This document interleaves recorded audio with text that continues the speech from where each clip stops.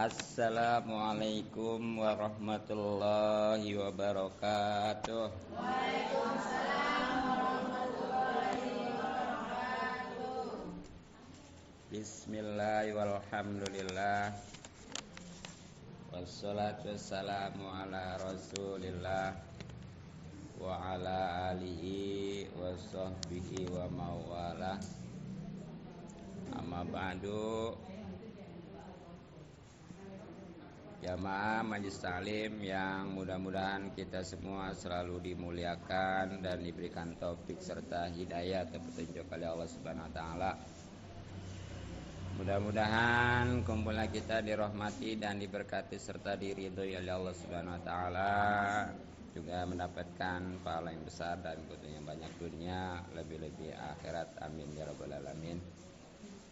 Terutama pahala dan keuntungan silaturahmi, mudah-mudahan rezeki kita dimudahkan dan dibanyakan serta diberkahkan, umur kita dipanjangkan dalam keadaan sehat lahir batin.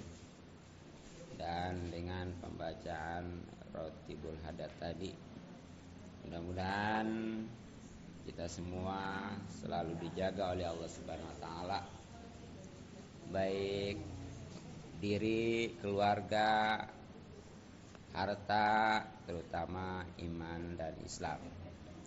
Makanya jangan waktu ngaji doang ya bacanya ya.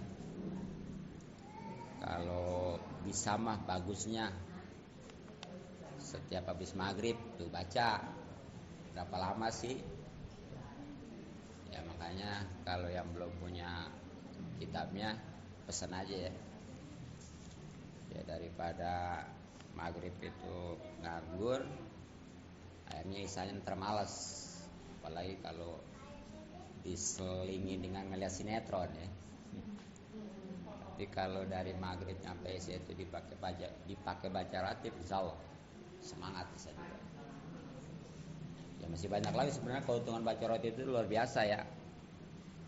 Dan insyaallah rotibmu walaupun enggak ijazah secara khusus udah boleh aja, karena memang di dalamnya itu semuanya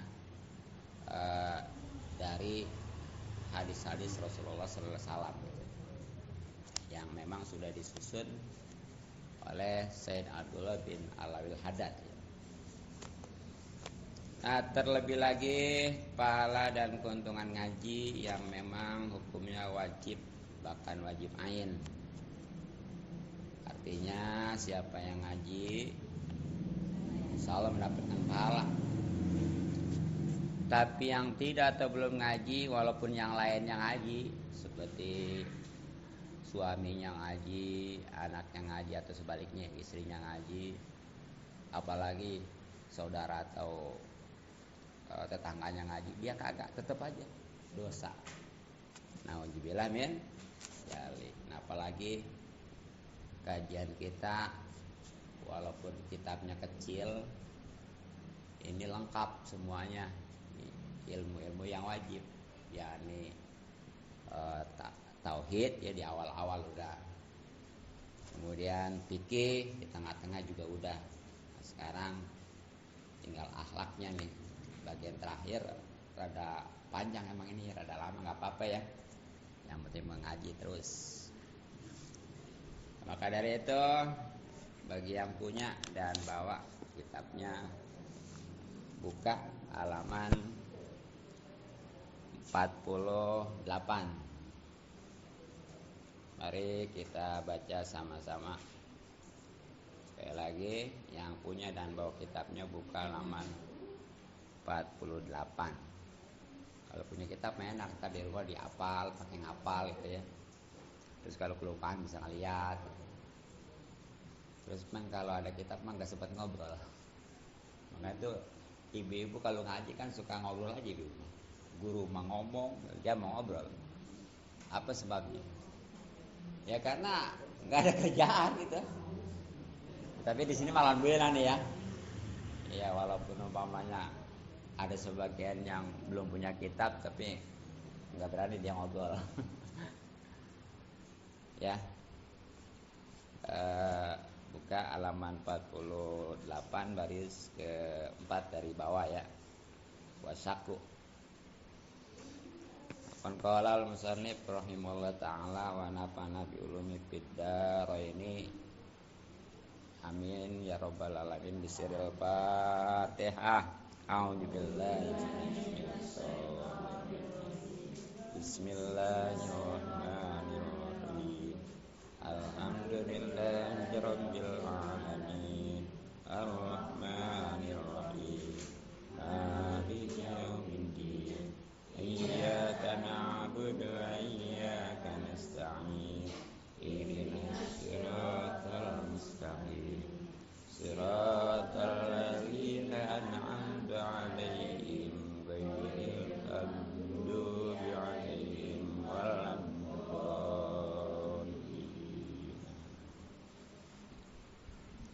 Bismillahirrahmanirrahim. Wasyakku jeung mang-mang. Sak-sak itu mang-mang, ragu ya. Ragu-ragu, sak. Soalnya enggak kasih enggak gitu ya. Billahi di Allah. Geuslah segitu we lah. Ini kayaknya walaupun sedikit ya. Ini bakalannya bahasanya panjang. Pokoknya puas. Maunya itu mah ya. Kita masih tentang maksiat hati. Artinya maksiat itu ingat ya, dosa. Kalau dosa disiksa, kalau disiksa neraka. Nah, alhamdulillah men. Sekurang-kurang neraka itu orang pakai sendal, kaki yang make, kepala yang ngagolak. Itu kalau kepala yang ngagolak bagaimana perutnya ya? Makanya yang terjangkit hilangin. Bagi yang belum kita hindarkan. Dan ini nggak bakal bisa kalau nggak ada pengetahuan dari awalnya. Makanya kita ngaji nih. Nah, diantaranya maksiat-maksiat yang berhubungan dengan hati yang harus dihindari kalau belum terjadi dan dihilangkan kalau sudah ada ya, adalah keraguan tentang Allah. Jangan sampai nih di hati kita ada keraguan mengenai Allah, apalagi buruk sangka mah ya. Maksudnya gimana? Nih kadang-kadang kita suka atau ya seorang itu padahal Allah jelas berfirman di Al-Qur'an, ud'uni istajib lakum. Astajib lakum ya. Berdoalah kepadaku maka pasti aku ijabah kalian.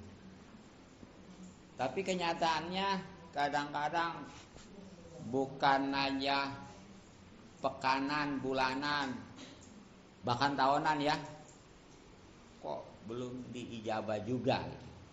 Bagaimana sih ini? Itu jangan sampai ada keraguan gitu ya. Nah, khususnya di sini keraguan yang paling fatal adalah tentang keberadaan Allah. Ya seperti sebenarnya Allah ada nggak sih? Alhamdulillah men. Jadi Allah walaupun memang secara kasat mata ya nggak bisa ngelihat, kita di dunia mah siapa juga pokoknya nggak bisa lihat. Para nabi juga nggak bisa ngelihat. Makanya ketika Nabi Allah Musa alaihissalam itu pengen melihat Allah, cuma sinarnya ya, cahayanya itu bukit Turisina hancur, terkeping-keping dan kemana-mana itu ya, jauh kepingan itu. Nah itu bagaimana kalau Rasulullah waktu Isra Mi'raj katanya bisa lihat langsung, bisa mendengar langsung. Nah itu mah karena memang Rasulullah itu udah dibekali.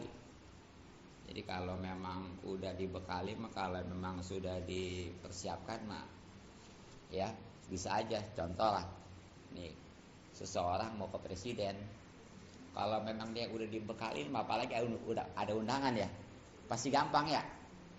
Coba kalau umpamanya nggak dibekali, nggak ada undangan, masa bakalan nyampe, boro-boro ketemu ya, karena ketat penjagaan kan. Nah sama itu juga. Jadi yang namanya di dunia mah selevel Nabi Rasul juga nggak bisa ngelihat, apalagi kita mah. Tapi nanti di akhirat insya Allah bisa ngelihat nih, dan itulah menjadi puncak kenikmatan. Kalau saja masuk surga sudah nikmat, itu lebih nikmat lagi kalau sudah bisa melihat Allah Subhanahu wa taala. Karena ibaratnya sudah betul-betul menyaksikan, melihat, berjumpa dengan kekasih, bahkan sumber, yaitu Allah Subhanahu wa taala. Nah, makanya nih supaya kita nggak ragu ya tentang keberadaan Allah dan yang maha lainnya gitu, kita harus mengenali sifat-sifat yang wajib bagi Allah. Ya mungkin insya Allah lah ibu-ibu sini mah kalau ditanya itu mah udah di luar kepala ya. Di luar kepala itu bisa kemungkinan bisa, bisa kemungkinan enggak gitu ya. Di luar kepala bahasanya. Iya, beres. Nah itu khususnya sifat yang wajib ada berapa semuanya? Berapa? 20 ya.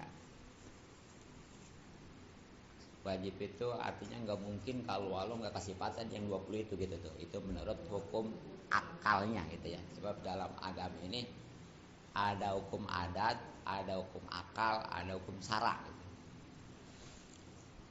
Jadi Allah itu nggak mungkin akal nggak nerima kalau Allah nggak kasih paten yang 20. Bukan berarti wajib di sini ketika dikerjakan mendapat dosa, ketika dikerjakan mendapat pahala, ditinggalkan dosa, bukan. Wajib akli mah artinya kalau Allah itu nggak kasih paten yang 20, akal nggak nerima, itu namanya wajib akli. Tapi bagi kita mah nih wajib syar'i. Artinya kalau kita tahu berusaha dapat pahala, kalau enggak dosa. Apa? Mengetahui tentang sifat-sifat yang wajib tadi itu yang 20. Jadi sifat yang wajib 20. Terus yang mustahil berapa? 20 lagi ya. Gitu. Entarlah satu-satunya bentar aja, ini mas secara global aja dulu. Berarti 20 tambah 20 berapa? Nah, sifat jaiznya berapa? Jaiz. Jadi jangan dipukul rata 20 semua ya. Kebanyakan segitu juga belum tentu hafal ya. Nah makanya nih. Jadi tadi ya, kalau wajib mah 20, artinya wajib itu wajib akli, akal nggak nerima kalau Allah nggak kasih paten yang 20. Nah kalau mustahil mah yang 20 lawanannya tuh, itu akal bisa nerima kalau Allah nggak kasih paten itu ya. Bahkan wajib kalau memang Allah itu nggak begitu gitu. Nah kalau sifat jaiz nih, ini mah pokoknya mah Allah mau berbuat mau enggak itu bisa aja, karena Allah maha kuasa. Itu satu ya. Jadi sifat jaiz mah yang kalau bahasa itu mah Allah mau berbuat mau kagak, walaupun Allah maha kuasa, itu tetap satu. Jadi berapa tuh? 41. Ini nih yang wajib kita kudu tahu, apal 50 kaidah, kaidah ya. Akidah. Nah, nanti ada tuh yang wajib bagi Rasul berapa? 4. Yang mustahilnya, kalau mustahil biasanya sama aja ya. Kalau yang wajibnya 4, yang mustahil juga 4. Nah, jaiznya bagi Rasul juga 1. Jadi berapa tuh? Jadi berapa semuanya? Iya, ya, jadi yang berkaitan dengan Rasul itu 9, yang berkaitan dengan Allah 41. Jadi semuanya berapa? Ya, jadi perinciannya begini. Sifat yang wajib bagi Allah itu 20, yang mustahilnya 20, yang jaiznya 1, itu kan 41.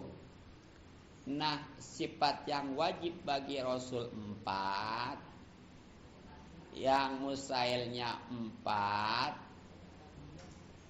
dan yang jaiznya 1, 9. Jadi 41 tambah 9 jadi itu kudu tahu tuh. Kalau nggak tahu dosa itu ya. Kudu tahu tuh. Dan itu biasanya kajian tauhid ya, yang diawali seperti kitab sifat 20. Nah, khususnya ini karena memang ini berkaitan dengan pembahasan tentang keraguan-raguan kepada Allah ya. Makanya kita kudu tahu, kudu paham nih yang namanya sifat 20 itu tadi. Bukan aja hafal. Mungkin kalau bicara hafal masih mau juga insya Allah ya. Coba bareng ayo kita baca. Wujud kidam bapa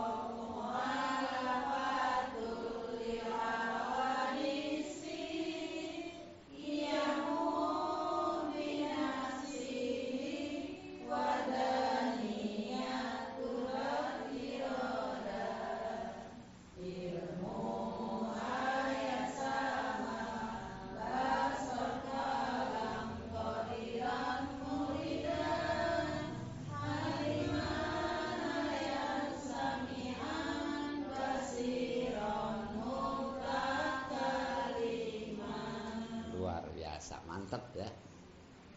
Itu kalau ditanya 1 apa 2 apa kira-kira hafal nggak tuh?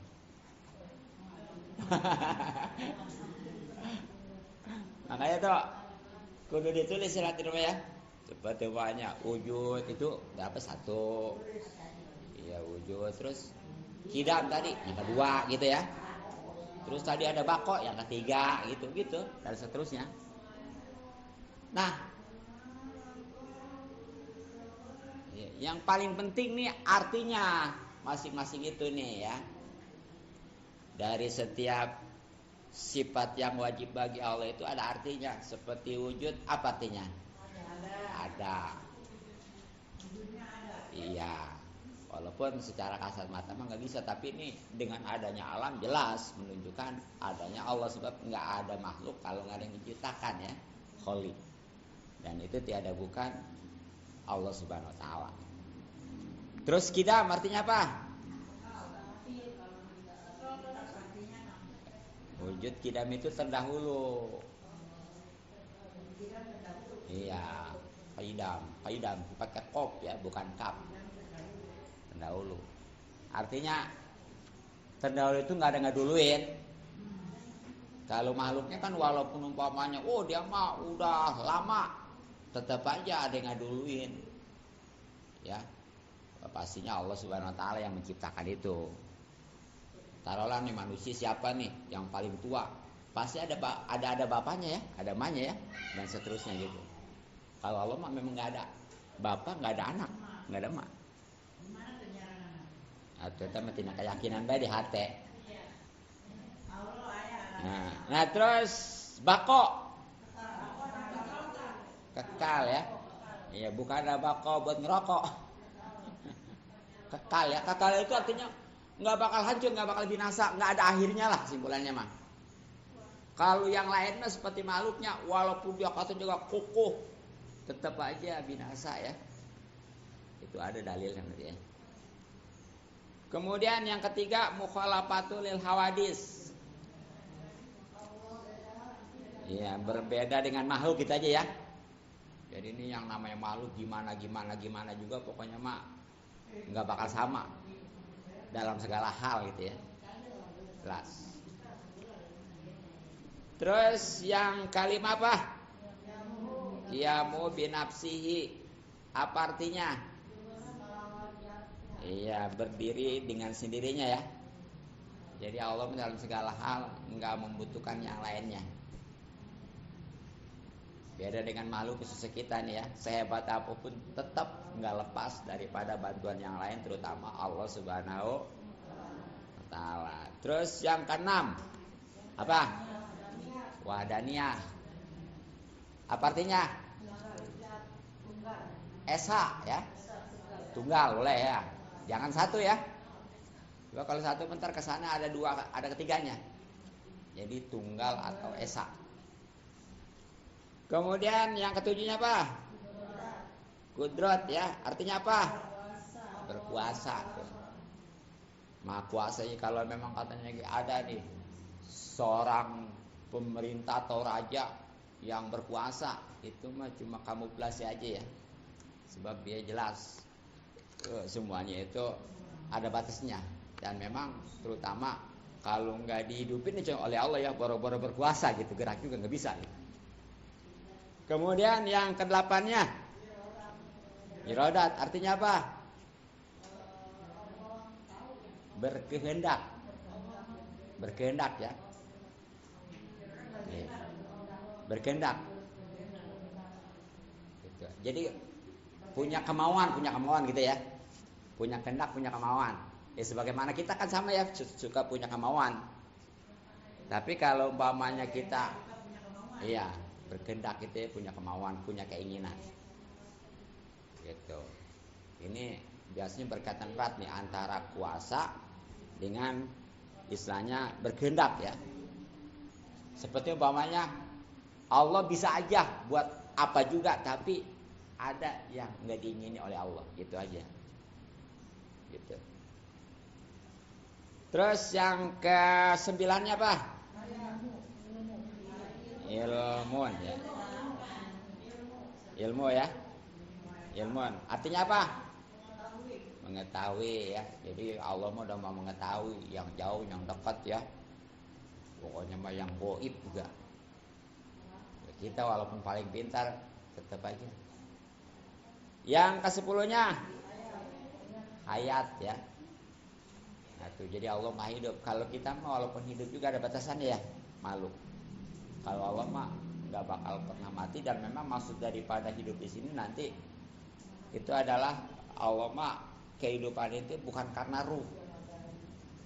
Kalau kita mah karena ruh ya, makanya di Al-Quran kullu nafsin dha'iqatul maut, setiap yang bernyawa pasti ngerasain maut. Kalau Allah kalau nggak ada ruh, jadi enggak. Kemudian yang ke-11 apa? Sama dulu ya. Ya. Artinya apa? Iya, maha mendengar ya. Mendengar itu Allah menjangankan yang dekat, jangankan yang dekat, yang jauh juga kedengeran, yang suara kecil juga tahu kedengeran. Bisik-bisik tahu, pokoknya mah kedenger. Terus yang ke-12-nya baru basor. Artinya apa? Melihat tuh Allah mah mau melihat itu, jangankan yang dekat, yang jauh juga, bahkan yang terhalang juga Allah mau ngelihat. Kita mah jangankan terhalang, di belakang kita aja udah bisa ngelihat ya.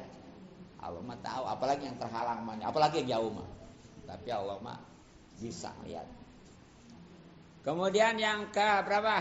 13. Kalam dulu ya. Kalam itu artinya maha berkata, maha berfirman. Gitu. Makanya jangan punya pikiran kayak Allah, nggak rewel kita mau maksud mau kagak ya. Itu medianya nggak paham. Padahal itu Allah sudah berfirman lewat Al-Quran ya. Gitu. Ya, jadi seperti orang zina dilarang, seperti orang minuman keras dilarang, seperti riba dilarang. Ada di Al-Quran, jangan bahasanya Allah mau nggak rewel ya, nggak berisik, kita mau bagaimana, atau nggak mau baca Quran sih.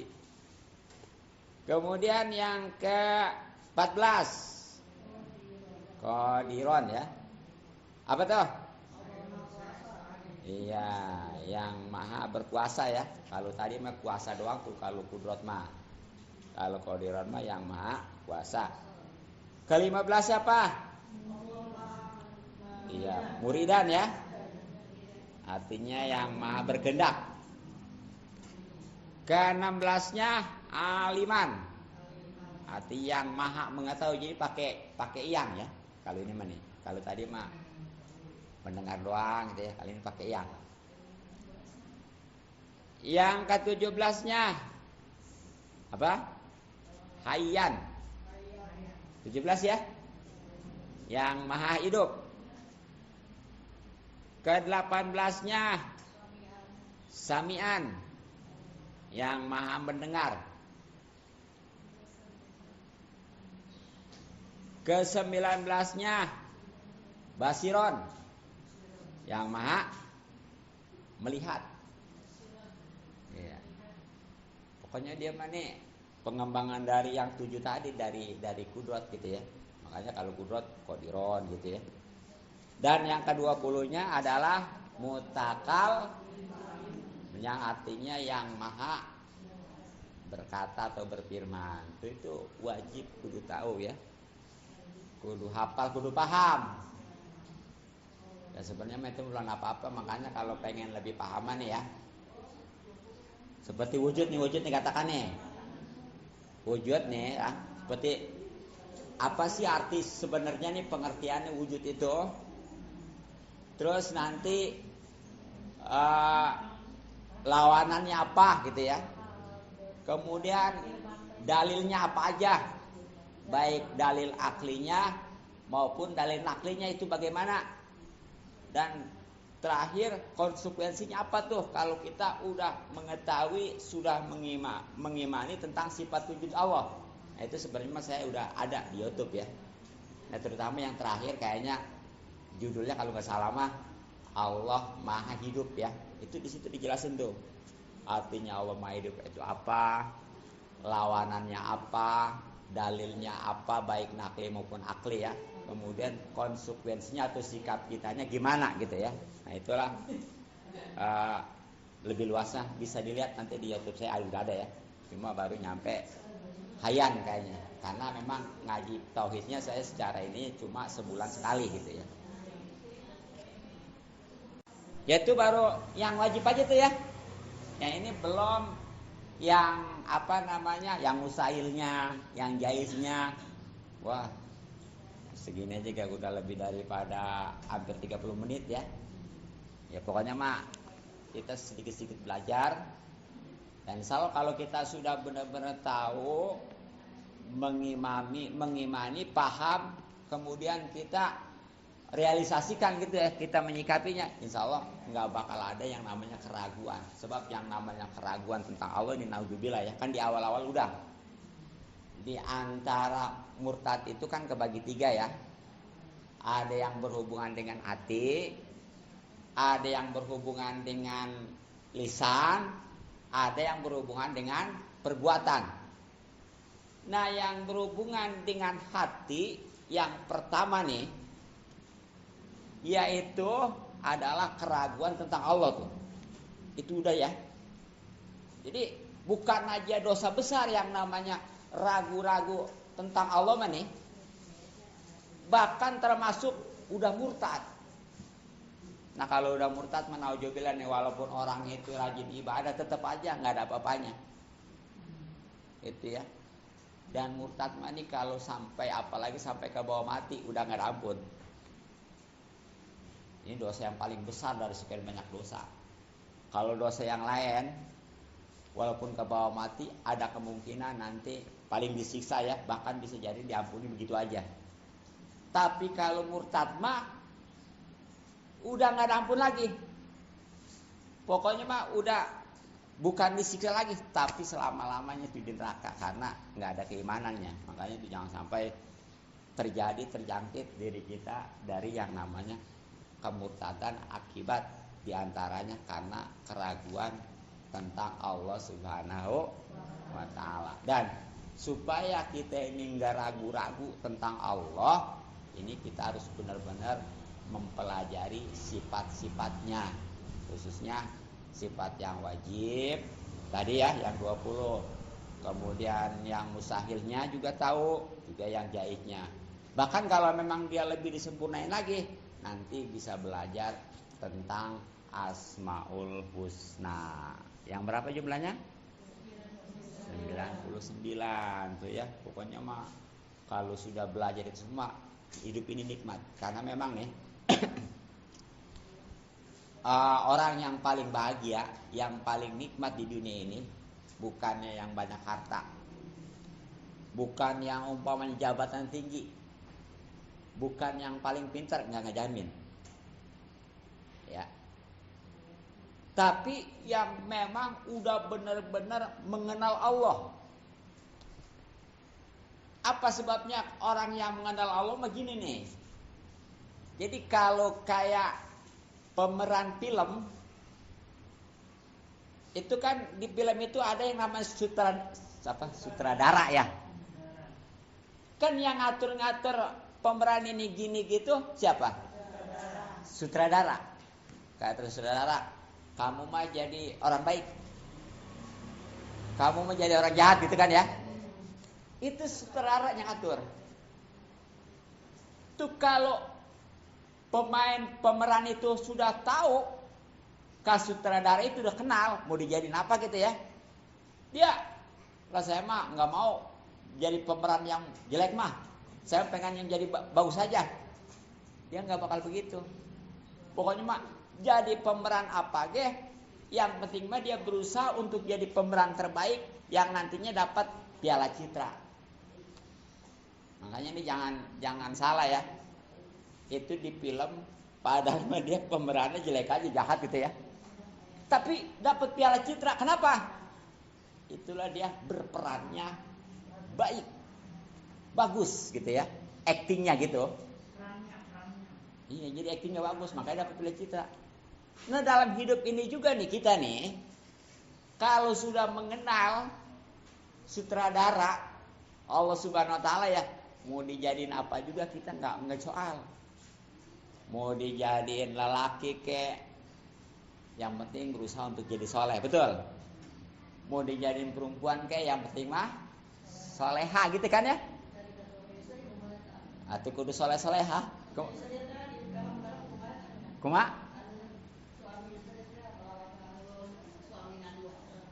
Oh, anu ayeuna kitu sok. Ah? Oh, lain. Jadi berperan suami istri. Eta mah tuh pada dasar mah teu meunang. Ieu mah keur cerita teh ya mah. Tapi lamun bagus mah pemeranan dapat hadiah teh ge. Pan eta mah teu neula maksiat naonna kitu nya, enggak ngelihat itu dosa enggaknya gitu ya. Yang penting mah kalau kata Basi mah dia perannya itu aktingnya medok gitu aja gitu ya. Pas gitu sesuai harapan sutradara gitu ya. Gitu. Ini jalan hidup ini kan kita biarin kita umpamanya jadi pekerja nggak jadi soal, yang penting mah jadi pekerja yang baik, yang terbaik. Bagaimana? Yang jujur tuh ya, yang nggak korup waktu gitu ya. Jadi pedagang yang jujur, nggak ngurangin timbangan, nggak ngurangin kiloan, nggak ngurangin meteran. Terus kalau umpamanya jadi apalagi orang kaya, berusaha jadi yang benar. Kalau emang udah haknya mah zakatin dan lain sebagainya. Pokoknya jadi siap dan kapanpun juga. Kudunya kalau memang dia sudah mengenal sutradara, ya Allah itu kudunya berperan sebagai yang terbaik. Makanya dibahas di Saleh itu jadi orang yang paling takwa dan paling mulia menurut Allah. Makanya di Al-Quran itu ada ayat inna akramakum indallahi atqakum, ya kan?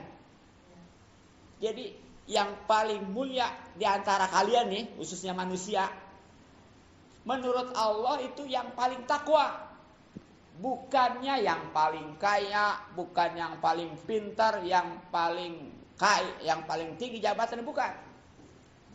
Tapi yang paling takwa. Dan kalau bicara takwa, walaupun orang miskin, insya Allah bisa ya. Walaupun orang itu umpamanya sakit juga bisa. Siapapun bisa. Coba kalau ukurannya umpamanya harta, atau susah orang miskin nggak bisa jadi paling utama ya. Ukuran jabatan tinggi atau bagaimana rakyat nggak bisa kan, dan lain sebagainya. Makanya alhamdulillah tuh Allah itu ya memberikan kesimpulan bahwa yang paling mulia di sisi Allah menurut Allah bukan yang paling kaya, bukan yang jabatan tinggi, bukan umpamanya yang paling ganteng, yang paling cakep, bahkan yang paling pintar, tapi yang paling takwa. Dan takwa mah insya Allah siapapun bisa, walaupun dia pedagang, jadilah pedagang yang terbaik tadi, insya Allah jadi paling takwa. Dia jadi petani, jadilah petani yang paling baik, insya Allah dia jadi yang paling bertakwa. Gitu tuh. Jadi kita nih pokoknya mah pokok puncak kebahagiaan hidup mah kalau sudah mengenal Allah, kita mau di mana mau kapan juga nggak stres. Ya bahkan di dalam usaha aja ya. Kita karena mengenal Allah, ya memang usaha, tapi kita serahin ke Allah.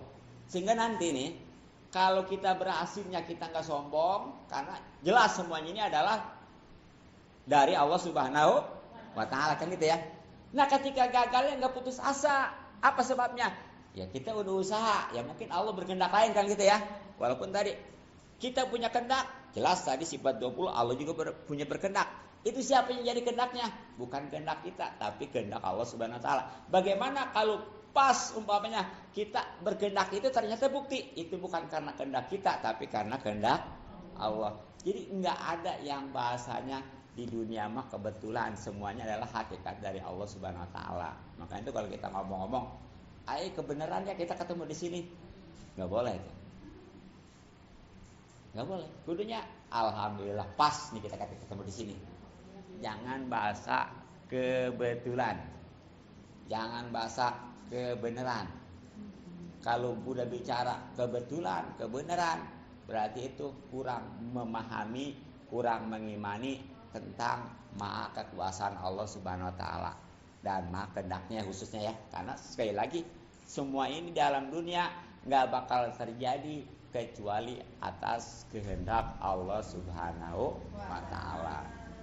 Orang mau dijadiin apa juga itu udah lepas dari kehendak Allah, dan pasti kehendak Allah itu adalah yang terbaik. Walaupun kalau kata kita mah katanya hidup susah mah begini nih, tapi itu sebenarnya mah kalau takutnya nih kalau dikasih kaya dia malah lupa diri gitu ya, makanya dikasih miskin gitu. Jadi jangan kita ibadah tapi masih miskin aja. Ini khawatir justru kalau kita kaya takutnya kita nggak ibadah nantinya gitu. Pokoknya mah kita harus betul-betul positif thinking kepada Allah Subhanahu. Jangan buruk sangka, bahkan ragu-ragu juga jangan. Makanya kita harus mengenali Allah dengan cara mengetahui, mengimani dan menyikapinya dari sifat-sifat Allah Subhanahu wa Ta'ala dan Asmaul Husna. Mungkin cukup ya, mudah-mudahan bermanfaat. Subhanakallahumma bihamdik asyhadu an la ilaha illa anta astaghfiruka wa atubu ilaik. Assalamualaikum warahmatullahi wabarakatuh. Waalaikumsalam warahmatullahi wabarakatuh. Allahumma shalli ala sayyidina Muhammadin fil awwalin wal akhirin wa barik wa sallim wa radhiyallahu ta'ala an ashabi rasulillah ajmain. Bismillahirrahmanirrahim. Alhamdulillahirabbil alamin. Allahumma inna nas'aluka ma 'allamtana fardudu ilaina hajatana ilaihi wa la tansani rabbil alamin. Allahumma inna nas'aluka ilman nafi'a wa amalan mutaqabbal wa rizqan thayyiban katsiran mubaraka. Allahumma inna nas'aluka ridhakal jannah wa na'udzu min sakhatika wan nar. Allahumma aizzal islam wal muslimin wa ansur man nasrul islam wal muslimin khususan al muslimin fi Palestin. Allahumma asil maqasidana fid dunya wal akhirah balik mirun khair. Rabbana atina fid dunya hasanah wa fil akhirati hasanah wa qina adzabannar. Sallallahu alaihi wa sallam ala jami'il anbiya'i wal hamdulillahi rabbil alamin.